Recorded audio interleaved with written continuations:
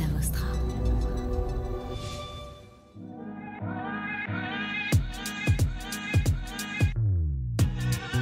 Bonjour, bienvenue dans Le Panier, le premier podcast e-commerce. Mes invités cartonnent et me livrent leurs secrets de réussite et les problèmes qu'ils ont rencontrés pour qu'on puisse, ensemble, apprendre à vendre mieux et plus.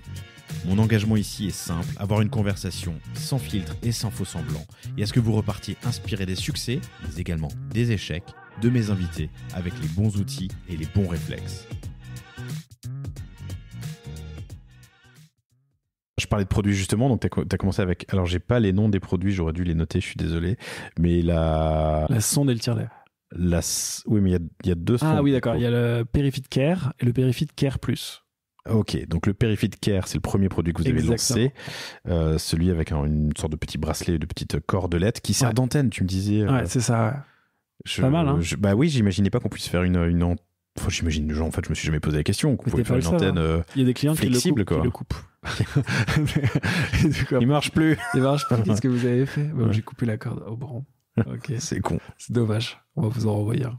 Mais ne le faites pas, s'il vous plaît. Si vous achetez PeriFit, ne le coupez pas. Donc, le Care, qui est le produit initial, que si vous allez sur la page produit, c'est celui qui est turquoise, si je dis pas de bêtises. Ouais. Il y a eu le Care Plus, qu'on voit aussi sur la page d'accueil, le Care Plus qui donc a un petit bras qui remonte, je sais pas comment, une antenne qui remonte, c'est ça ? Et ensuite le tire-lait. Raconte-moi ton évolution produit et vers quoi tu te diriges. Je l'ai dit tout à l'heure, pardon, je fais des questions à rallonge aujourd'hui, je suis désolé. Je l'ai dit tout à l'heure, mais le marché de la rééducation périnéale, c'est un marché à 150 millions d'euros. Ouais, c'est ça. C'est ça. Et le marché du tire-lait, un marché à 600 millions. 600 millions. Tire-lait tire-lait qui tient dans le soutien-gorge. Qui tient dans le soutien-gorge, c'est un marché à 600 millions. Donc raconte-moi un peu ton évolution produit. Ouais, bien sûr. Alors on a notre premier produit, c'est notre banger.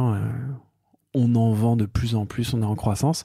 Et on remarque des retours utilisateurs qui nous disent « Ah tiens, ce serait pas mal si vous faisiez ça, ce serait pas mal si vous faisiez ça. » Et on se rend compte qu'en fait, en changeant le design, on peut améliorer drastiquement notre NPS. Donc c'est ce qu'on fait avec le nouveau design. On a un NPS qui dépasse les 60. Donc à titre de comparaison, l'iPhone, il a un NPS à 60. Donc c'est plutôt pas mal. Ça, c'était notre première étape. Donc se dire, de toute façon, notre mission, c'est de permettre aux femmes d'améliorer significativement leur santé, et on pourra mieux le faire avec ce nouveau design. C'est ce qu'on a fait. Et on se trouve dans la situation où, comme on est autofinancé, on a des ressources, c'est le moment de développer de nouveaux produits. On teste plusieurs concepts. Et avec le tire-lait, c'est un carton. En fait, le fait de tirer son lait avec une machine, c'est quelque chose qui est hyper contraignant pour beaucoup de femmes. Les femmes qui viennent d'avoir un enfant, comme les hommes qui viennent d'avoir un enfant, n'ont pas beaucoup de temps. Parce que tu as un nouveau colocataire qui arrive chez toi, qui fait pas à manger, qui paye pas de loyer. Par contre, il demande beaucoup de temps, quoi. Et en conséquence, comment est-ce que tu redonnes du temps à ces personnes-là ? Tu leur permets de faire plusieurs choses à la fois. Donc, les tire-laits classiques, c'est des tire-laits qui se branchent à un mur. Tu es assise, torse nu, tu colles 2 tétrelles sur tes seins et t'attends 20 minutes, 30 minutes que le lait soit tiré. Et ça fait plusieurs dizaines d'années que c'est comme ça. En fait, on a des solutions moyenâgeuses aujourd'hui pour les femmes qui tirent leur lait. Et malheureusement, pendant qu'elles font ça, elles peuvent rien faire d'autre. Elles peuvent même pas utiliser leurs mains parce que leurs 2 mains sont utilisées pour tenir les tétrelles sur les seins. Donc, on voit ça. On voit que la technologie aujourd'hui permet de miniaturiser tout ça et d'avoir un tire-lait qui tient le soutien-gorge, qui est aussi puissante qu'un tire-lait d'hôpital, qui est silencieuse et qui est intelligent. Parce que du coup, tu vas pouvoir le connecter à une application qui va te dire quand est-ce que ton lait commence à arriver, et du coup, qui va changer le mode pour être encore plus efficace, qui va pouvoir te dire quand est-ce que la bouteille est pleine. Donc, pas de souci. En fait, tu as une notification directement sur ton téléphone quand tu dois aller vider ton tire-lait. Ça va te permettre également de mesurer avec le temps le volume de lait que tu récupères, donc contrôler un peu à quel point tu es performant et à quel point comment ton allaitement se passe. Et puis enfin, on a tout un système de data qui va te permettre d'optimiser les patterns de succion. Donc en fait, comment ta pompe est pilotée pour optimiser ton allaitement. En gros, c'est un allaitement garanti, un succès garanti pour ton allaitement que tu achètes avec ce produit-là, qui est vraiment un produit qui crée une fracture technologique entre ce qui existait avant et ce qui existe aujourd'hui.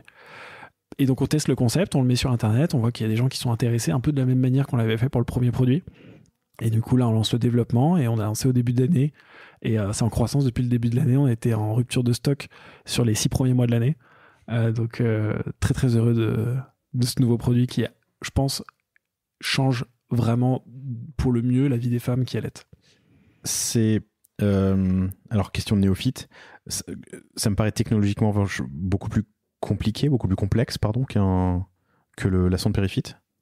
C'est un peu plus complexe, effectivement. Ouais. C'est un peu plus complexe parce que tu as plus de mécanique. Plus de captation ou de capteurs, j'imagine aussi. Le capteur, c'est moins gênant, mais ouais, t'as un capteur qui est assez compliqué à piloter. Enfin, t'as quand même pas mal de tech derrière. Et puis surtout, Oui, mais non, mais pardon, tu l'as dit, en fait, il y a de la mécanique. Ouais, il y a de la mécanique. Il n'y a pas dans le périphite. Le périphite, il y a le capteur de pression. T'as un peu de méca quand même, parce que tu dois avoir des pièces qui bougent un peu pour pouvoir mesurer la pression qui est appliquée sur le produit. Mais néanmoins, c'est sûr, t'as entièrement raison, c'est plus technique à faire.